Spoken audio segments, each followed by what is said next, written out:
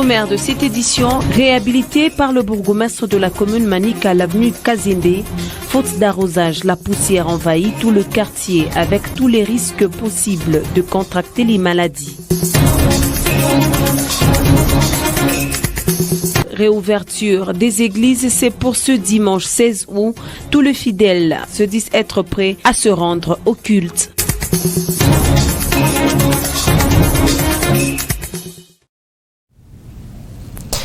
Mesdames et messieurs, bienvenue à cette édition du journal. Comme je vous le disais au sommaire, l'avenue Kazembe au quartier Kamassa, réhabilité à peu par le bourgmestre de la commune Manika, faute d'arrosage.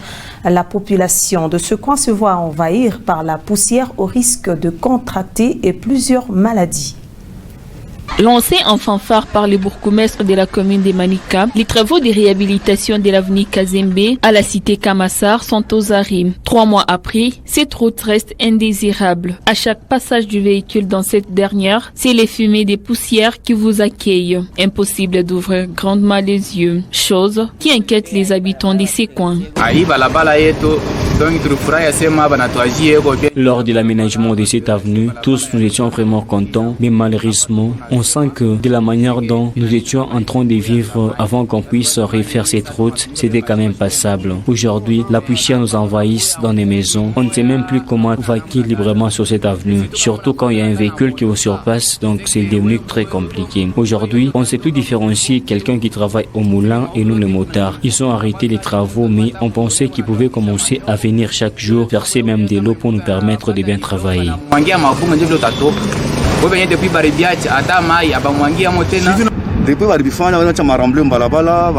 Depuis qu'ils ont arrêté avec les travaux, ils sont plus revenus. Et donc la poussière nous envahit dans nos maisons. Et pourtant, il y a un adage qui dit construire sans terminer, c'est détruire. Qui vient de terminer, c'est qu'ils ont commencé. Signalons par ailleurs que c'est depuis le 27 mai dernier que cette route a été réhabilitée en terre battue. Aucune gouttelette d'eau n'est versée. L'intervention des autorités compétentes soulagera tant soit peu la population de ces coins. Et parlant religion, dans cette édition du journal, après 5 mois de fermeture des églises à cause de la pandémie à coronavirus, c'est ce dimanche 16 août que les lieux de culte de la RDC en général et celle du Lualaba en particulier accueilleront les fidèles. Les préparatifs vont bon train. Les fidèles de toutes les confessions religieuses de Kolwezi se disent être prêts pour le dimanche 16 août. Les chaises bien placées, les sœurs discutent sur l'emplacement. Non loin de là, un frère joue au synthétiseur, l'autre à la batterie. C'est l'image qu'offre l'église Échelle de Bethel. Quelle que soit la révélation, les responsables de l'église se disent de respecter les mesures barrières. Nous croyons à la foi chrétienne, même quand on impose la main à quelqu'un, nous croyons qu'il va être guéri. Ou soit on peut faire la profession de la foi, on déclare si la personne et la personne peut être guérie. Donc Dieu n'agit pas seulement ton imposé, Mukono n'agit pas seulement, par exemple, on a weka mafuta, mais il peut agir quand on a la foi. C'est la foi qui sauve, ce n'est pas la main qu'on impose qui sauve. Voilà un peu, donc on va travailler avec sagesse, avec le Saint-Esprit, selon qu'il va nous conduire. Du côté église kimbanguiste, les fontaines bien placées, un thermomètre laser prêt pour la prise de température, les chaises bien placées à une distance de 1 mètre. Toutes ces mesures sont prises pour assurer la sécurité sanitaire des fidèles. Compte tenu des obligations de l'État, nous nous préparons comme ainsi. Et pour nous, nous sommes arrangés comme ça. Nous avons des hangars à l'extérieur, nous avons l'église. Et pour respecter la distanciation sociale, nous allons prier comme ça. Les autres seraient dans l'église et les autres seraient à l'extérieur pour respecter la distanciation sociale. Nous lançons un message pour les fidèles kimanguistes qu'ils viennent prier Dieu, mais en respectant les mesures barrières et que chacun amène son cache-nez. Et quand il sera ici, il va trouver les mesures que l'église a prises.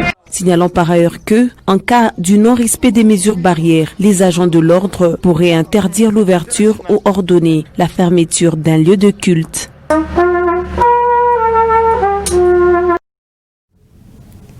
Autre chose, dans ce journal-là, le gouvernement a autorisé la reprise de vols passagers domestiques et internationaux à partir de ce samedi 15 août 2020, après avoir levé l'état d'urgence le 21 juillet dernier. Suivez.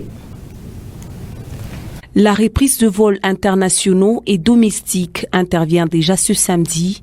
Il est obligatoire de tenir une attestation médicale confirmant le test Covid-19 négatif. Telle était la résolution au cours de la 44e réunion du Conseil de ministres tenue le vendredi dernier.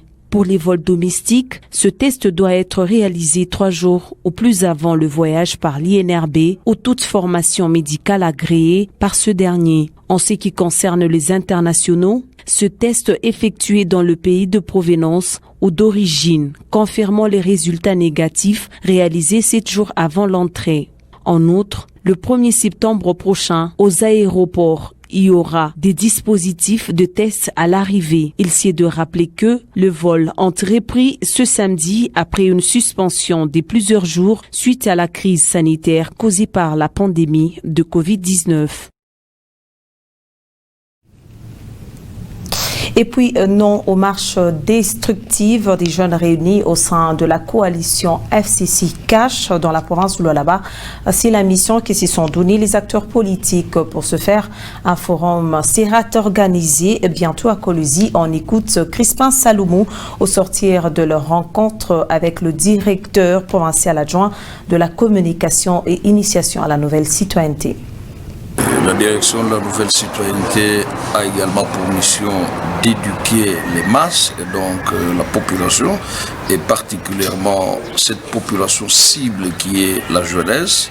C'est dans ce cadre que nous étions réunis pour que nous puissions réfléchir sur les aléas et même les situations sociopolitiques que nous sommes en train de vivre et réfléchir sur comment nous pouvons organiser un forum qui pourra aider cette jeunesse à recourir vers les notions de base de la citoyenneté responsable et que nous puissions également réfléchir sur comment nous devons aider cette jeunesse à une bonne éducation civique et réfléchir sur comment la jeunesse peut penser sur son avenir, sur ses responsabilités dans la gestion et la construction de la chose publique et même dans le maintien des acquis que nous avons tant au niveau national qu'au niveau de la province. Je crois que tous nous sommes réunis sur un seul socle, un seul lien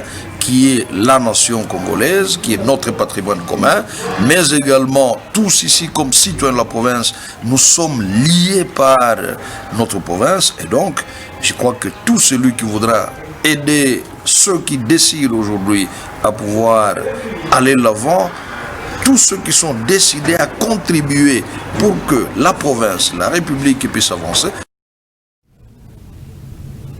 Et avant de clore complètement ce journal, échange entre les 3 gouverneurs de l'espace Grand Katanga, Zoé Kabila pour le Tanganyika, Richard Mouyej du Lualaba, Jacques Kiabula Katwe pour le Haut-Katanga. Ils ont échangé sur les questions d'intérêt communautaire dans leur province. Après la clôture de la 10e session de la commission permanente mixte défense et sécurité entre la RDC et la Zambie, les 3 gouverneurs de l'espace katangais présents à la conférence se sont retrouvés en tripartite pour discuter de leurs problèmes communs. Zoé Mwanzambala Kabila du Tanganyika, Richard Mouyej Manguez Mans du Lualaba et Jacques Kiabula Katwe du Haut-Katanga ont fait plus de 2 heures dans l'une des salles du gouvernorat du Haut-Katanga pour échanger sur plusieurs sujets, notamment la sécurité de leur province vis-à-vis de la menace extérieure, les infrastructures d'intérêt commun, la stabilité économique et sociale de leur population et la solidarité de l'espace katangais. Se confiant à la presse, après le huis clos, le doyen Mouyej Manguez Mans du Lualaba a livré l'essentiel. Nous ne pouvions pas ne pas parler des questions liées à la sécurité dans nos provinces. Au Katanga, Tanganyika, Lualaba, mais davantage dans le Haut-Katanga, nous sommes solidaires avec le gouverneur du Haut-Katanga par rapport à ce qui se passe à Kasumbalesa. Hier, dans une petite réunion avec le vice-premier ministre, nous sommes revenus sur cette question et nous avions demandé au vice-premier ministre de faire en sorte que le gouvernement prenne en charge cette question.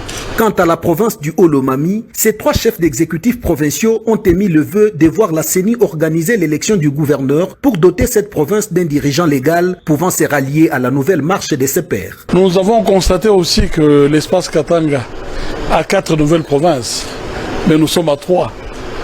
C'est avec beaucoup de regrets que nous réalisons que le processus pour l'élection d'un nouveau gouverneur dans le Haut-Lomami traîne. Il est important, la CENI est encore là en attendant qu'il y ait une nouvelle structure. C'est une action qui doit être menée rapidement. C'est une province qui a beaucoup de défis. Il ne faudrait pas qu'on la laisse s'enfoncer de cette manière. Il faut un leader à la tête de la province, il faut une élection pour que cette province puisse aussi s'exprimer. Ces 3 gouverneurs se sont convenus de se réunir régulièrement de manière rotative afin de consolider leur solidarité. Nous demandons à nos communautés dans les différentes nouvelles provinces de faire confiance aux dirigeants. Il est temps de regarder dans la même direction parce que nous sommes en plein 60e anniversaire de l'indépendance.